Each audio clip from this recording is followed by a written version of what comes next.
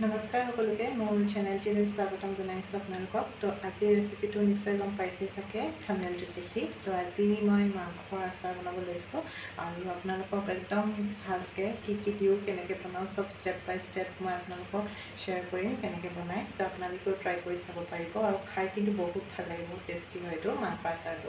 আৰু আপোনালোকে সেইটো চিকেনতো বনাব পাৰে, লোকেল বা ব্ৰইলাৰ, ছাগলী, হাঁহ যিয়ে বনায়, যি মাংসই বনায় এনেকৈ চেম পদ্ধতিতে বনাব পাৰিব। সেইকাৰণে ভিডিঅ'টো স্কিপ নকৰি লাষ্টলৈকে চাই থাকক। মই গোটেই ষ্টেপখিনি আপোনালোকৰ লগত শ্বেয়াৰ কৰিম। তো পলম নকৰি বলক আজি ভিডিঅ'টো আৰম্ভ কৰিম। প্ৰথমে মাংসখিনি একদম চাফাকৈ ধুই ল'ব লাগিব। ইয়াত দেখিছে ন, মই ইমান চাফাকৈ ধুই লৈছোঁ, অকণমানো লেতেৰা নাই। তাৰপিছত কেৰাহী এখনত পানী আৰু নিমখ দি পেলাই এনেকৈ উতলাই ল'ব লাগিব মাংসটো। আপোনালোকে যিকোনো মাংস ল'ব পাৰে, মই বৰ্তমান এতিয়া ব্ৰইলাৰ মাংস লৈছোঁ। ইয়াত দেখিছে ন, অকণমান উতল অহাৰ পিছত এনেকৈ ছেপাৰেট হৈ গৈছে, এইবোৰ কি ওলাইছে দেখিছে। তাৰপিছত ফুল বইল কৰিব নালাগে, হাফ বইল হোৱাৰ পিছত গেছটো বন্ধ কৰি এনেকৈ ফুটা ফুটা থকা এনেকৈ হেতা এখন লৈ পেলাই বেলেগ বাচন এটাত উলিয়াই ল'ব লাগিব মাংসখিনি। এয়া দেখিছে ন, মই উলিয়াই লৈছোঁ। দেন কি কৰিম, গোটেই মাংসখিনি ঠাণ্ডা হ'বলৈ দিম। মাংসখিনি ঠাণ্ডা হোৱাৰ পিছত ভাঙি ল'ম সৰু সৰু টুকুৰা কৰি। যিহেতু ডাঙৰ ডাঙৰ পিচ আছে, তো সেইখিনি মই এনেকৈ ভাঙি ল'লোঁ। এয়া দেখিছে ন, ইয়াত হাৰ্ডিও আছে, আপোনালোকে হাৰ্ডি নিদিলেও অকল মাংস দিম বুলি ক'লেও দিব পাৰে। তো হৈ গ'ল। এয়া মই পিচি থৈছোঁ পিঁয়াজ, আদা, নহৰু পেষ্ট, আৰু এইফালে ভিনেগাৰ তিয়াই থৈছোঁ মই সৰিয়হ, আৰু এইখিনি মছলা মই লিখি দিছোঁ কি দিছোঁ, জোখৰ পৰিমাণে চব জোখত লিখি দিছোঁ কিমান দিছোঁ।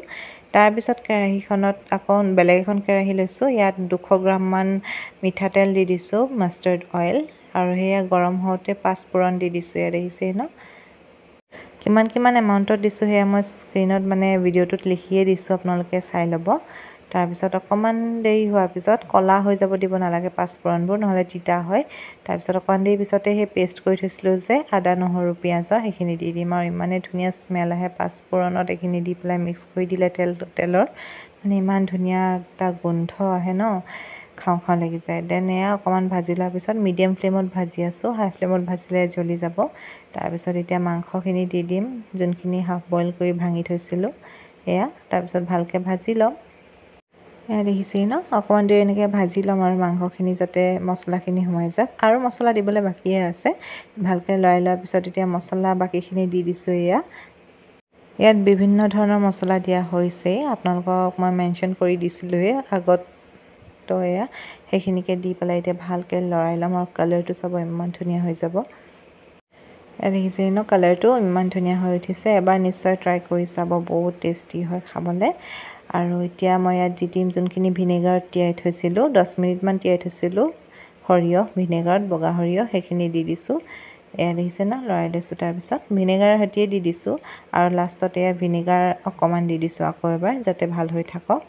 সৰিয়হটো মানে তিতা হৈ যায় যদি তিয়াই নথওঁ ভিনেগাৰত, সেইকাৰণে ভিনেগাৰত তিয়াই থ'ব লাগে অকণমান দেৰি।